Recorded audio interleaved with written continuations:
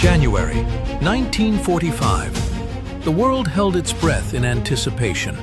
On the Eastern Front, from the Baltic to the Carpathians, tension was building, ready to explode. This was not just another stage of World War II.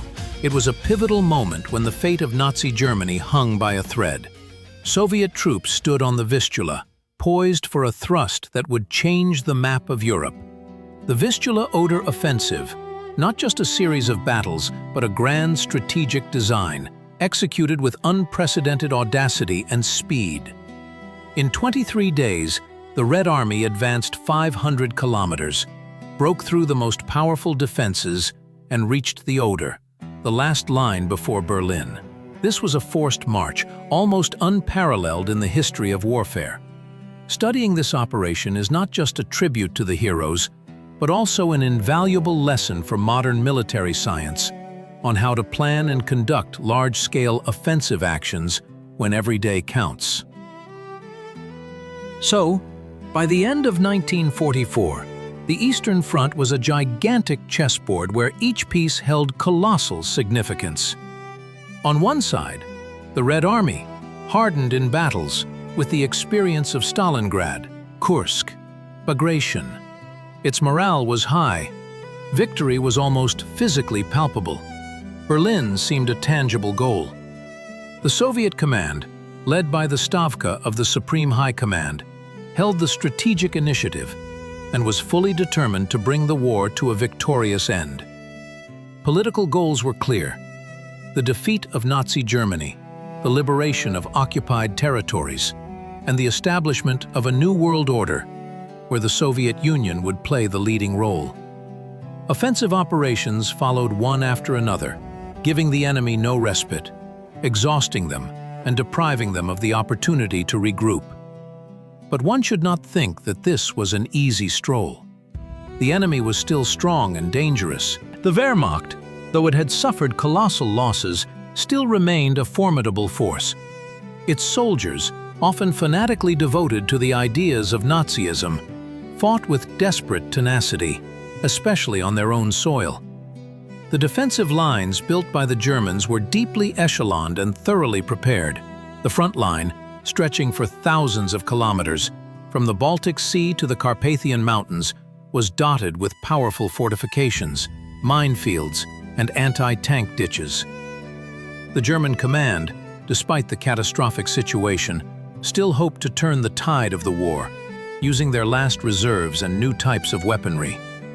Their morale, however, was no longer what it had been in '41. But resistance, especially from the SS and the Volkssturm, was fierce. Tension hung in the air, each side preparing for a decisive clash, understanding that the next major operation could be the last in this bloody war. Against this tense backdrop, in the deep chambers of the headquarters of the Supreme High Command, a plan was born that was destined to become one of the boldest and most successful in the history of wars. The Winter Assault, as it was figuratively called, required not just the courage of soldiers, but also the genius of strategists. The main task was not just to break through the Wehrmacht's defenses, but to crush them, so that the enemy could not recover. At the center of this process stood outstanding commanders, Georgy Konstantinovich Zhukov and Ivan Stepanovich Konev. Their experience, their vision of the battlefield, their ability to think on a grand scale became the basis for developing the directives that formed the foundation of the Vistula-Oder operation. The directives of the Supreme High Command were not just orders. They were a kind of roadmap to victory, meticulously worked out down to the smallest nuances. The planning of the operation began long before its actual start. Already in November 1944, when autumn rains gave way to the first frosts, intensive meetings began at the headquarters. Possible scenarios were discussed, enemy forces and means were assessed, and risks were calculated. The key question was determining the main direction of attack. After careful analysis, it was decided to concentrate the main efforts on the central sector of the front, where the German defense, although powerful, had certain vulnerabilities. The goal was ambitious, not just to liberate the occupied territories of Poland, but to break out into operational space, creating a direct threat to the capital of the Reich, Berlin. It was planned to deliver several powerful deep strikes that were supposed to dissect the German front, encircle large enemy groupings, and prevent them from organizing a new defensive line. Special attention was paid to the speed of the offensive. It was clear that protracted wars of attrition would not yield the desired result. Victory had to be swift and crushing. For this purpose, massive use of tank armies was envisaged, which, having broken through the enemy's defenses, were to rush into the depth, developing the success and not allowing the enemy to recover. The fronts participating in the operation, the 1st Belarusian under Zhukov's command and the 1st Ukrainian under Konev's command, received clear tasks. The 1st Belarusian was to strike from the Magnushev and Puławy bridgeheads, breaking through to Poznan and further to the Oder. The 1st Ukrainian front, operating from the Sandomierz bridgehead, aimed for Krakow and an exit to the Oder River further south. The interaction between the fronts was meticulously thought out to avoid delays and ensure continuous pressure on the enemy. The stages of the operation were also clearly defined. First, breaking through the tactical defense zone, then developing the success in operational depth, and finally, reaching the Oder and capturing bridgeheads on its western bank. Every step was calculated, every detail taken into account.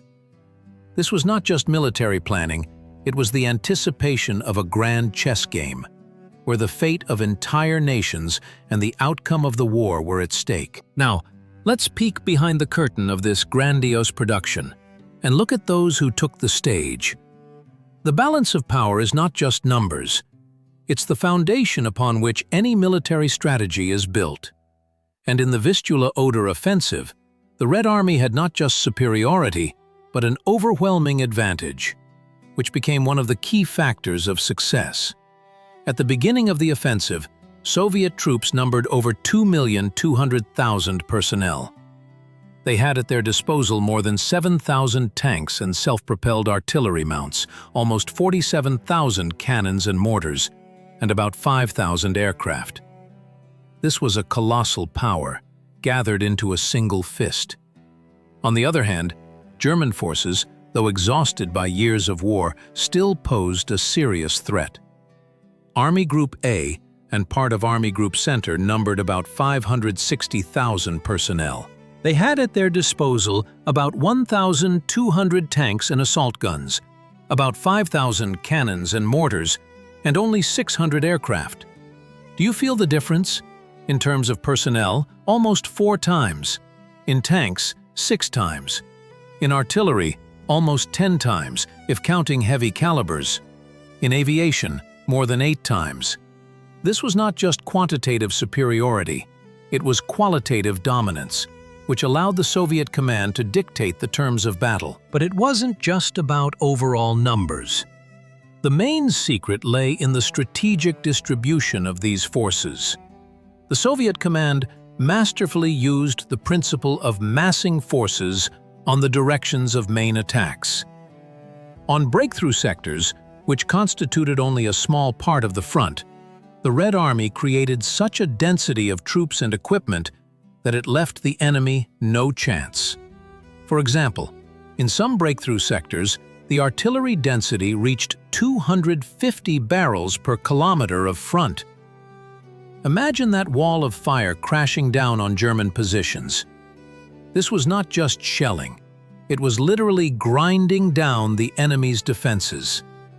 Such a massing of forces allowed the Red Army to breach the deeply echeloned German defenses, not only in width, but also in depth, creating gaps into which tank armies then rushed. This was a carefully thought out and well-practiced mechanism that guaranteed the success of the offensive operation. The Germans, trying to stretch their already scarce reserves across the entire front, could not create equivalent resistance on any of the sectors. Their troops were scattered, their supply lines stretched, and their morale, unlike that of Soviet soldiers, was already far from its former state. This superiority, multiplied by brilliant planning and high morale, became the invincible force that swept away all obstacles on the way to the Oder. So, we have seen the might gathered for the strike. But even the most crushing superiority can be negated if the enemy knows about it. Therefore, in parallel with the preparations for the offensive, a grandiose game of hide-and-seek unfolded, where the stakes were not just victory, but the lives of hundreds of thousands of soldiers. The preparatory stage of the Vistula-Oder operation was not only about transferring troops and accumulating resources, it was also about masterfully executed camouflage and disinformation, which became a true masterpiece of Soviet military cunning. The goal was one: to convince the German command that the offensive would not begin then, and not there, where it was actually planned. And, it must be said, this goal was brilliantly achieved. Soviet intelligence and counterintelligence worked as a single organism, creating a whole symphony of false maneuvers and diversionary operations. In the southern sectors of the front, preparations for an offensive were actively simulated. False airfields were built, mock tanks and artillery were moved, and demonstrative radio-technical work was carried out. The Germans, naturally, moved their reserves there, thereby weakening the central direction, where the main blow was to take place. Trains with troops, moving towards the Vistula, traveled mainly at night, with lights off, avoiding large settlements. During the day, they hid in forests or disguised themselves as ordinary freight trains. Even the crossings over the Vistula were carefully camouflaged, and movement across them was carried out only in the dark. Any talk of the upcoming offensive was strictly prohibited, and severe punishment threatened for spreading rumors. Disinformation was spread through various channels. For example, false information about the timing and directions of strikes was thrown into the enemy's rear through an agent network. German radio intercepts recorded fictitious negotiations concerning preparations for an offensive in other sectors of the front. Even in the German press, through controlled agents, materials were published that were supposed to strengthen the Germans in their delusions. As a result of this comprehensive work, the German command was misled on all key parameters. They expected an offensive no earlier than the end of January, beginning of February, and the main blow, in their opinion, was to be delivered on the southern flank, in the area of Hungary, or in the north, in East Prussia. No one could have imagined that the Red Army would launch an offensive on January 12th, directly from the bridgeheads on the Vistula, and even in such unfavorable weather conditions, when low clouds and fog, it seemed, should have excluded the massive use of aviation. This came as a complete surprise to the Germans, a strategic surprise that largely predetermined the success of the entire operation. The Red Army was able to deliver the first, crushing blow, while the enemy was still asleep, unaware of the impending catastrophe. Finally, that day arrived, January 12, 1945. The frozen Polish soil, covered with a thin layer of snow, still held the night's silence. But this silence was deceptive, pregnant with the thunder that was about to rip through the pre-dawn gloom. It was at this moment, when the German command was in sweet delusion, that the Red Army delivered its crushing blow. The Vistula-Oder Offensive began. This was not merely an offensive, it was a meticulously planned act of military dramaturgy, where every element played its part. On the Sandomierz bridgehead, located on the western bank of the Vistula, where the troops of the First Ukrainian Front under the command of Marshal Konev were concentrated, the First Corps was a massive artillery preparation. It began at 5 in the morning, and its roar was so deafening that, according to eyewitnesses, the earth trembled and the air filled with the smell of gunpowder and death. Thousands of guns and mortars unleashed a barrage of fire on German positions. This was not just shelling. It was an attempt to literally plow through the enemy's defenses, destroy firing points, suppress enemy resistance, and demoralize them. The artillery worked according to pre-calibrated coordinates, obtained through careful reconnaissance. Every square meter of German positions was targeted. The effect was stunning. Many German soldiers who survived this artillery preparation described it as a true hell on earth. They were stunned, disoriented, and unable to organize any serious resistance. Immediately after the artillery preparation ended, the infantry, supported by tanks, entered the fray. Soviet assault groups, trained to break through deeply echeloned defenses, acted swiftly and decisively. Their tactics were honed to automaticity.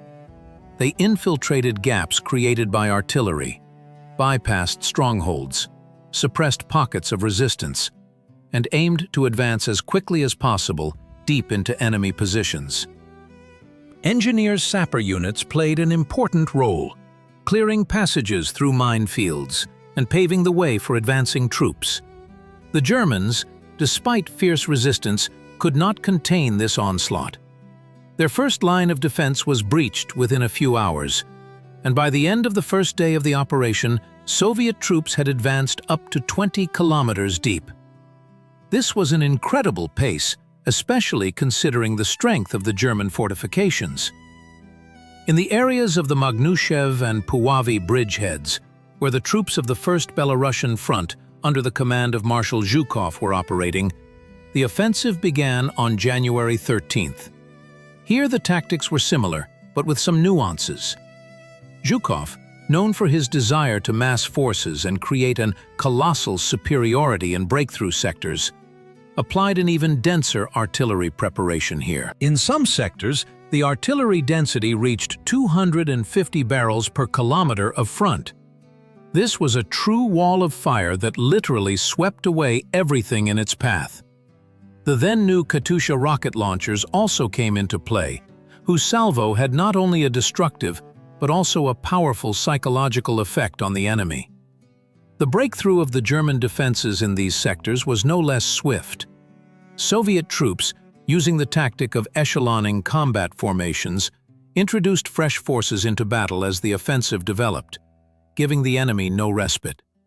The first echelon broke through the tactical zone, followed by mobile formations, tank corps and armies, which were to develop the success in the operational depth, bypassing centers of resistance and rushing forward. The key was to prevent an organized enemy retreat and not allow them to establish themselves on new lines. Thanks to this approach, by the end of January 13th, the troops of the First Belarusian Front also advanced a significant distance, posing a threat to the operational rear of the German forces. The first days of the Vistula-Oder Offensive became a true triumph of Soviet military art. Strategic surprise, massive use of artillery, skillful tactics for breaking through deeply echeloned defenses, and the rapid development of success by mobile formations. All these factors allowed the Red Army to seize the initiative from the very first hours of the offensive and inflict a crushing blow on the enemy. The Germans were caught off guard, their defenses crumbled under the onslaught, and the reserves they had so carefully preserved proved incapable of stopping this swift thrust. The path to the Oder was open, and the Red Army, like a mighty avalanche, rushed westward. The first days of the operation were a real shock for the German command, and while the Wehrmacht tried to comprehend the scale of the catastrophe and somehow organize resistance, the Red Army was already gaining momentum, turning the breakthrough into a swift offensive. Pace. This very word became the key factor in the success of the Vistula-Oder operation. It was not just a rapid march, but a lightning-fast dash that gave the enemy no chance for a respite or regrouping. The average pace of advance of Soviet troops in the first week of the operation reached 25 to 30 kilometers per day. Imagine, every day the front moved a distance comparable to an entire city. This was unprecedented for large-scale offensive operations of World War II. What allowed such incredible speed to be achieved? Firstly, it was the masterful use of mobile formations. The tank armies and mechanized corps of the Red Army were a true steel fist that, having broken through the enemy's defenses, rushed deep into the rear, bypassing pockets of resistance, not getting bogged down in protracted battles for individual settlements. Their task was one: to advance as quickly as possible, cut off enemy communications, seize strategically important objectives, and create chaos in its rear. For example, the First Belarusian Front, after breaking through the defenses, committed the 1st and 2nd Guards tank armies, which literally sped through the German rear, creating panic and disorganization. Secondly, it was the constant buildup of effort.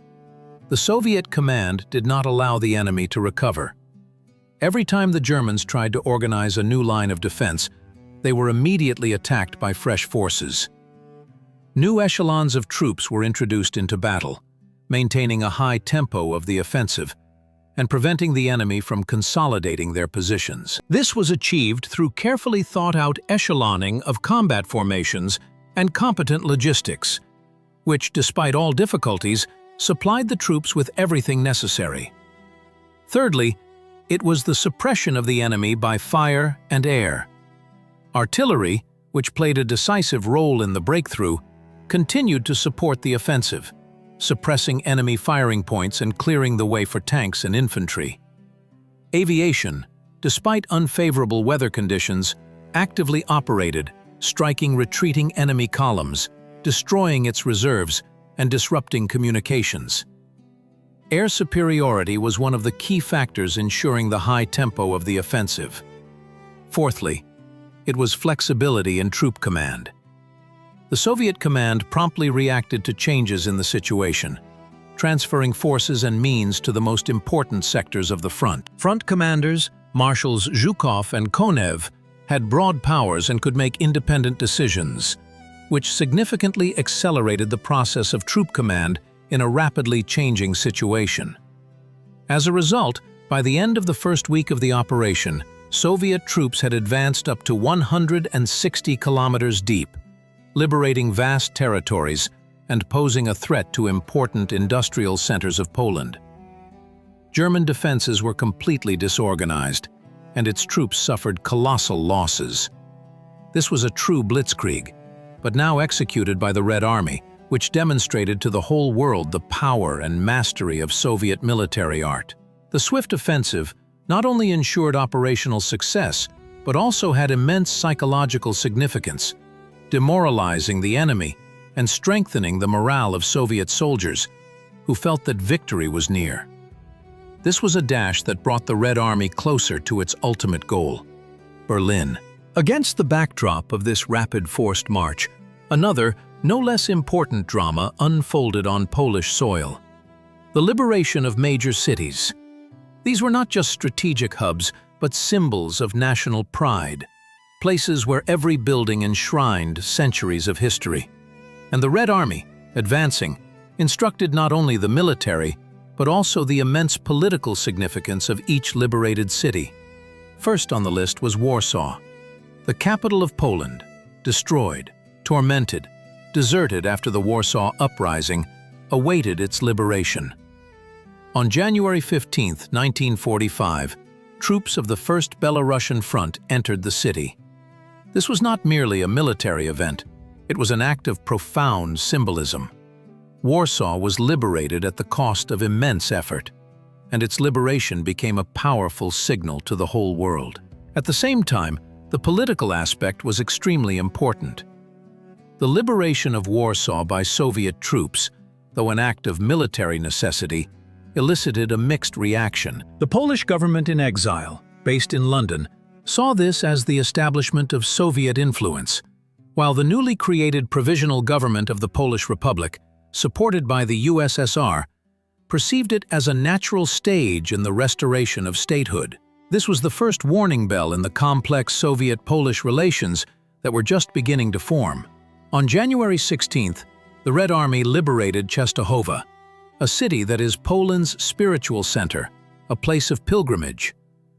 This also held immense significance, emphasizing respect for Polish sacred sites and culture. On January 17th, troops of the First Belarusian Front continued their offensive and liberated Lodz, a major industrial center. These successes not only undermined the Reich's military potential, but also served as a weighty argument in favor of a new Poland oriented towards the Soviet Union. On the southern flank, troops of the First Ukrainian Front, under the command of Marshal Konev, rapidly advancing, liberated Krakow on January 21st.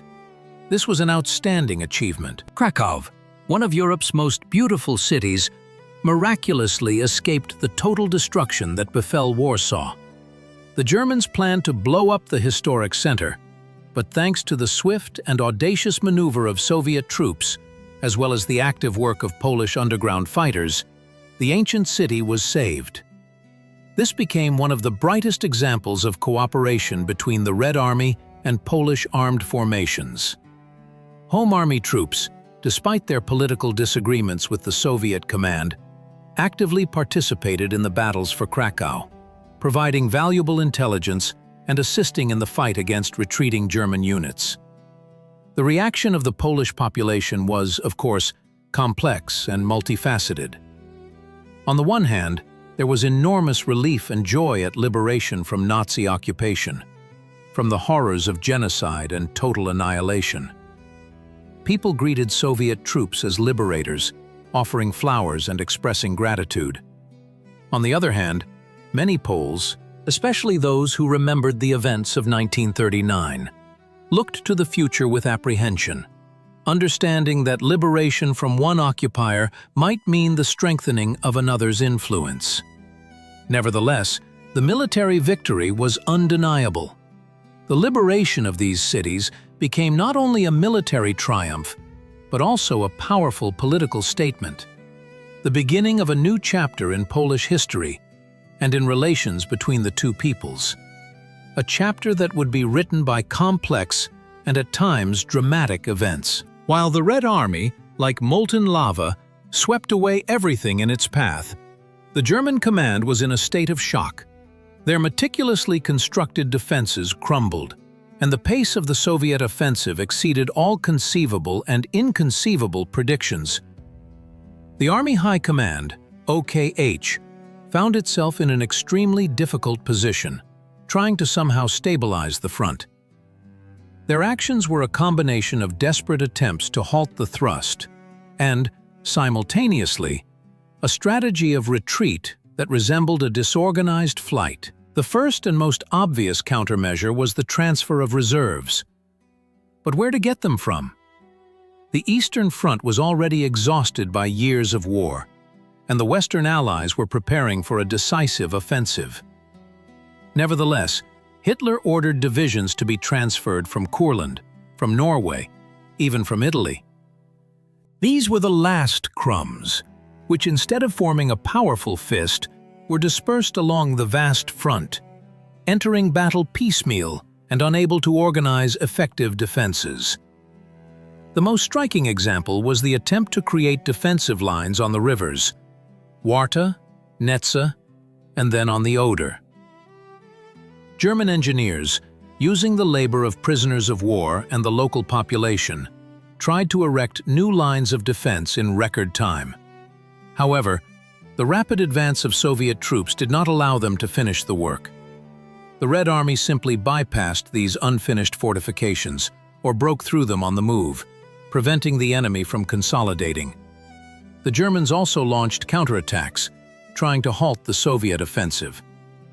The most significant of these was the counterattack of tank divisions in the Kielce area, on the southern flank of the First Ukrainian Front.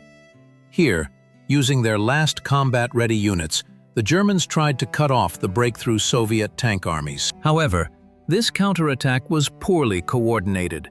The forces were insufficient, and the Soviet command, anticipating such actions, quickly redeployed reserves and repelled the attacks. German counterattacks were ineffective for several reasons. First, a shortage of forces and means. Secondly, the lack of unified command and coordination between various units. Thirdly, the overwhelming superiority of Soviet troops in artillery and aviation, which prevented the Germans from concentrating and deploying their forces. Each such attempt only led to the loss of the last combat-ready units, further weakening the front. The strategic miscalculations of the OKH in assessing the situation were fatal. The German command did not believe in the possibility of such a large-scale and rapid offensive until the very last moment. They underestimated the strength of the Red Army, its ability to maneuver and provide logistical support. Hitler, blinded by his belief in the invincibility of the Wehrmacht, refused to acknowledge the real state of affairs, often issuing impossible orders and forbidding retreat, even in conditions of complete encirclement. This led to senseless losses and the ultimate collapse of German defenses.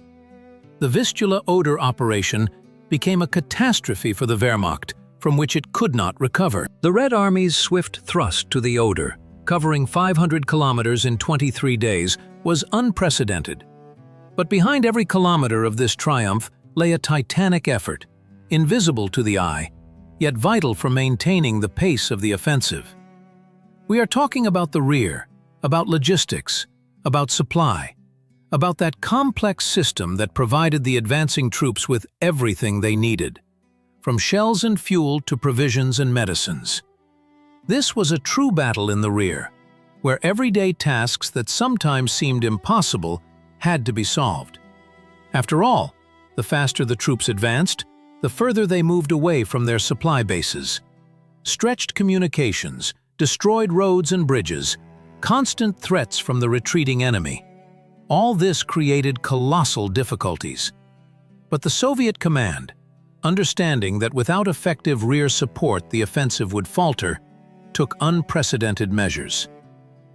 The main challenge was to provide fuel and ammunition. Tank armies, breaking deep into enemy territory, consumed hundreds of tons of fuel and thousands of shells daily. And they had to be delivered along broken roads, often off-road, especially during thaws.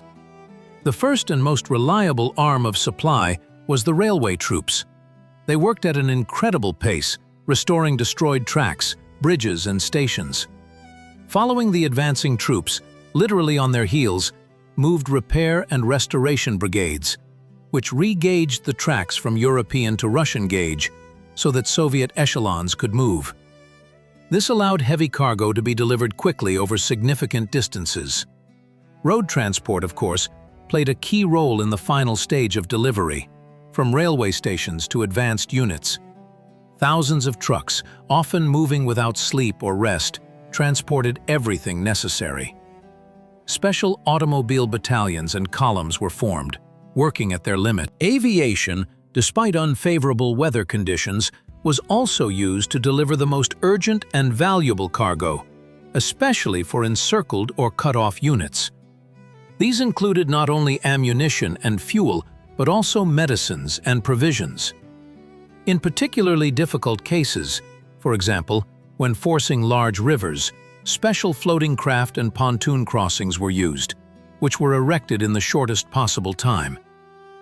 All these measures allowed maintaining an incredible pace of the offensive, preventing the troops from stopping due to lack of resources.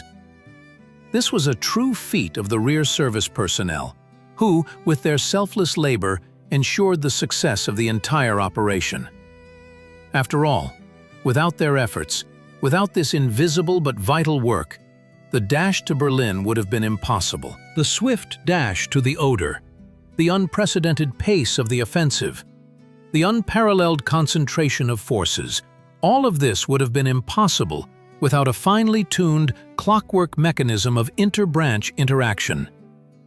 The Vistula-Oder operation became a true symphony of modern warfare, where each instrument, infantry, artillery, tanks, aviation, played its part, merging into a single powerful chord. This was not just coexistence, but a deep, organic connection, the result of many years of experience and continuous tactical improvement. The infantry, as always, remained the queen of the fields.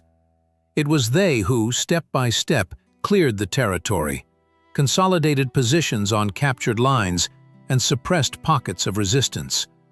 But their actions were inextricably linked with the work of artillery, which not only supported the offensive, but literally paved the way. The massive artillery fire, which we have already discussed, not only destroyed defensive structures and enemy manpower, but also created a so-called fire barrage that moved ahead of the advancing units, preventing the Germans from raising their heads. The artillerymen worked in close contact with the infantry, promptly shifting fire at the request of rifle unit commanders, which allowed for the rapid suppression of newly emerging firing points. Now that we have traced this grandiose offensive, it is time to look at its concluding, yet no less important, stage: the advance to the Oder. This was not just a geographical point on the map. It was a strategic frontier, the last major water barrier before the capital of the Reich, and its crossing would have been not just a tactical success, but a psychological blow to all of Nazi Germany. The Red Army, having rushed almost 500 kilometers in 23 days, approached the Oder River. This swift thrust, which we have discussed, put the German command in an extremely difficult position. They simply did not have time to organize any serious defense here. Wehrmacht units, retreating in disarray, tried to entrench themselves on the eastern bank. But these were scattered, demoralized units, unable to withstand the advancing Soviet onslaught. The crossing of the Oder began literally on the move, without pauses for regrouping. This was one of the most audacious decisions of the Soviet command. Instead of waiting for the main forces and engineering units to catch up, it was ordered to use all available means. The vanguard detachments were the first to go, crossing the river in fishing boats, rafts, makeshift ferries, or even simply by swimming, under the cover of darkness or artillery fire. These were fearless fighters, understanding that every hour of delay gave the enemy a chance to strengthen their positions. For example, the troops of the 1st Belarusian Front, under the command of Marshal Zhukov, reached the Oder in the Kustrin area and began the crossing as early as January 31st, 1945. Despite the icy water and fierce resistance from scattered German units, Soviet soldiers managed to seize small bridgeheads on the western bank. These bridgeheads were tiny, but they became windows through which the Red Army could look towards Berlin. The troops of Marshal Konev's 1st Ukrainian Front acted no less swiftly. They reached the Oder further south, in the areas of Breslau and Oppeln, and also began the crossing. Here, too, important bridgeheads were captured, including the famous Steinau bridgehead. Every captured bridgehead was not just a patch of land, it was a strategic springboard for further offensive. The capture of bridgeheads on the western bank of the Oder was of colossal strategic importance. Firstly, it deprived the Germans of the opportunity to create a continuous defensive line along the river. Instead, they had to fight on two banks, which dispersed their already scarce forces. Secondly, the bridgeheads became bases for the accumulation of forces and means for the subsequent final thrust on Berlin. Tanks, artillery, and infantry were rapidly transferred to them, and ammunition and fuel depots were established. Thirdly, it had enormous psychological significance. The German command understood that the capital of the Reich was under direct threat, and the morale of German soldiers was falling every day.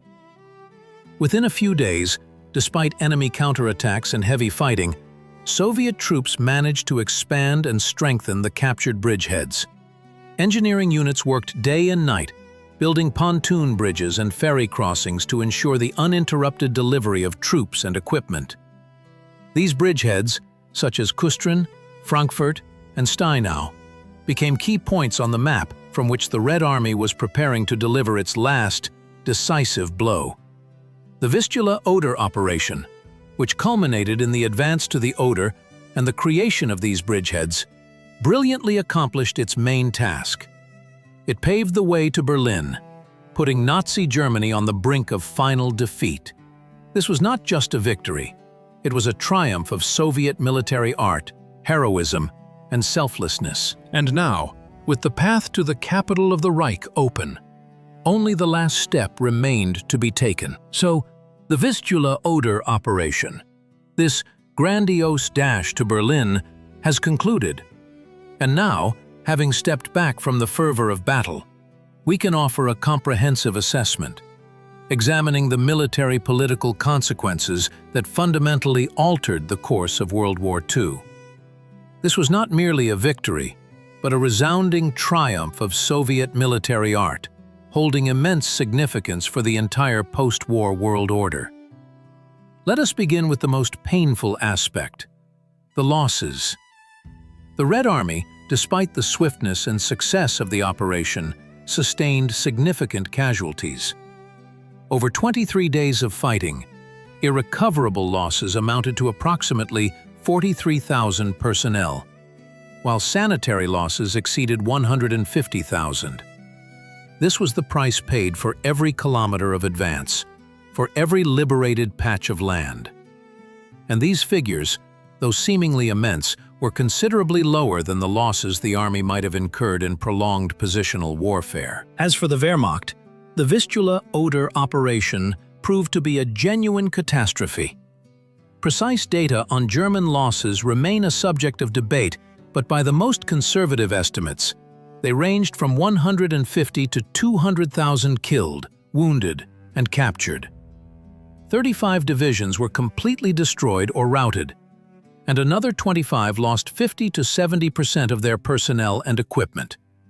This was a blow from which the German army could no longer recover. The spoils captured by the Red Army were colossal. Thousands of tanks, artillery pieces, aircraft, vehicles, and a vast quantity of small arms and ammunition all bore witness to the defeat of the German war machine. Of particular value were the captured warehouses of food and uniforms, which proved useful for supplying the advancing troops. But the most significant outcome, of course, was the liberated territory. The Red Army liberated almost the entire territory of Poland from Nazi occupation, including its capital Warsaw, as well as a significant part of East Prussia and Silesia. This was not merely the return of lands. It was the liberation of millions of people from the Nazi yoke, the restoration of their right to life and freedom. The operation's impact on the overall course of the war was immense. Firstly, it definitively sealed Germany's fate on the Eastern Front. The Wehrmacht lost its last strategic reserves, and its defenses were breached along a vast section of the front. The path to Berlin was open, and the capital of the Reich faced a direct threat. Secondly, the Vistula-Oder operation significantly influenced the decisions of the Allies in the anti-Hitler coalition. The rapid advance of the Red Army compelled the Western powers to accelerate their actions on the Western Front. Roosevelt and Churchill understood perfectly well that if the Red Army alone took Berlin, it would significantly strengthen the Soviet Union's position in the post-war world order. This is precisely why they intensified their offensive operations and began preparations for crossing the Rhine. Germany's strategic position changed radically. The country found itself squeezed between two fronts, its economic and military potential undermined. The loss of Silesia, one of the Reich's main industrial regions, dealt a powerful blow to the German war industry. The German command was forced to transfer its last reserves from the Western Front to the east, thereby weakening its defenses there as well. The Vistula-Oder operation became a harbinger of the imminent collapse of Nazi Germany, the final chord in the symphony of its inevitable defeat. This was not merely a victory in a single battle. It was a step that brought closer the end of the war and changed the map of Europe for decades to come. So we have reached the very heart of our analysis, the place of the Vistula-Oder operation in the context of 20th century military art. This was not just another major battle, but a true milestone that showed how far military theory and practice had advanced by the end of World War II. The operation became the quintessence of all the lessons learned by the Red Army during years of the heaviest fighting, and demonstrated to the world a new level of strategic planning, operational art, and tactical implementation. Let's compare it with other major offensive operations of World War II. Many historians draw parallels with the Verdun meat grinder of World War I, but there, the rates of advance were measured in meters, while here, in tens of kilometers per day. Or, for example, with the Western Front, where the Normandy landing was a colossal logistical operation. But the pace of the subsequent Allied advance was significantly slower. Even the famous German Blitzkrieg of 1940, which amazed the world with its speed, could not compare with the Vistula-Oder operation in terms of front scale, depth of breakthrough, and density of fire impact. What were the innovative elements? Firstly, it was an unprecedented concentration of forces and means on narrow breakthrough sectors. We have already spoken about the density of artillery, 250 barrels per kilometer of front. This was not just overwhelming, but literally annihilating superiority, which left the enemy no chance. Neither before nor after, on such a scale, was this applied. Secondly, it was the masterful use of tank armies as mobile groups for developing success. They did not just break through the defenses, but rushed deep, bypassing centers of resistance, not allowing the enemy to recover and organize new defenses. This was the development of the theory of deep operations, which originated in Soviet military thought back in the 30s, but reached its apogee precisely here. Thirdly, there was unprecedented operational camouflage and disinformation. Misleading the enemy about the timing and directions of the main attack allowed for strategic surprise, which became one of the key factors of success. The Germans did not believe until the last moment that the Red Army was capable of such a powerful and rapid strike in the conditions of winter thaw. Fourthly, it was a well-coordinated system of interaction between all branches of service: artillery, aviation, tanks, infantry. All worked as a single organism, ensuring continuous pressure on the enemy. This was a true symphony of war, where each instrument played its part, ensuring overall success. The contribution of the operation to the development of the theory of deep operations cannot be overestimated. It became a benchmark example of how to break through a deeply echeloned enemy defense, develop success in operational depth, and achieve strategic goals in the shortest possible time. The Vistula-Oder operation demonstrated that with sufficient forces and means, as well as competent planning and management, success can be achieved even against a strong and stubborn enemy. This was a lesson for all armies of the world, which is still studied in military academies and forms the basis for the development of modern offensive operations. This operation became not just a victory but a new word in military art, which changed the understanding of the possibilities of large-scale offensive actions. Now that we have analyzed the Vistula-Oder operation in all its aspects, from strategic planning to tactical implementation, from the correlation of forces to the rapid dash to the Oder, it is time to draw lessons and understand its significance for modern military science. After all, history is not just a collection of facts.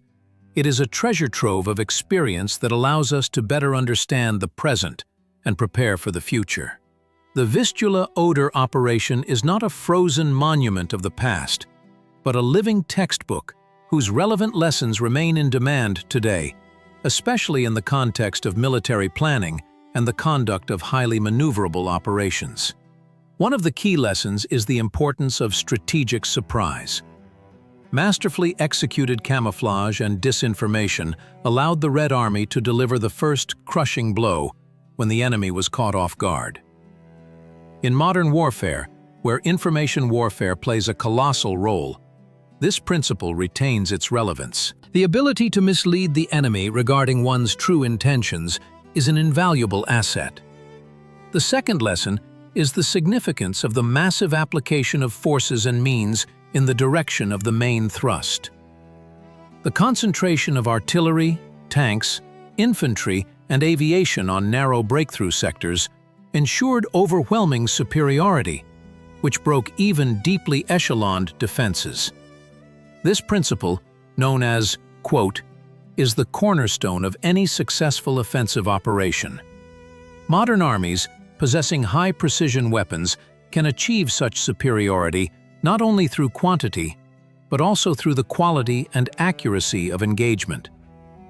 The third lesson is the high tempo of the offensive and the continuous development of success. The Vistula-Oder operation showed that speed is not just a tactical technique. It is a strategic factor that denies the enemy the opportunity to regroup, bring up reserves, and organize new defenses. The role of mobile formations, such as tank and mechanized armies, in developing the success of the operation remains fundamental. In an era of highly mobile combat operations, the ability to quickly advance and consolidate on captured lines is a decisive advantage. The fourth lesson is the effective interaction of all branches of service. The symphony of war, which we discussed, where every element works in unison, is an ideal that modern armies strive for. The integration of intelligence data, fire support, maneuver actions, and logistical support into a unified, coordinated system is the key to success in large-scale offensive operations. The fifth lesson is the importance of flexibility and adaptability in troop command. The rapidly changing situation at the front requires the command's ability to make prompt decisions and adjust plans. Decentralization of command, delegation of authority to lower levels, while maintaining the overall strategic intent, is what allows troops to operate effectively in a highly maneuverable war. Finally, the Vistula-Oder operation emphasizes the critical role of logistics and rear support. Without uninterrupted supply, without the ability to provide troops with everything necessary throughout the rapid dash, the operation would have failed. Modern armies, with their even more complex weapon systems and needs, face even greater challenges in this area. Thus, the Vistula-Oder operation is not just a chapter from a history textbook. It is a comprehensive study of the factors of success in large-scale offensive operations that continues to inspire and teach military strategists and analysts worldwide. From strategic planning to tactical implementation, from camouflage to logistics, every aspect of this operation contains invaluable lessons that remain relevant for modern military science. It was a triumph of Soviet military art that forever inscribed its name in the annals of the greatest military victories.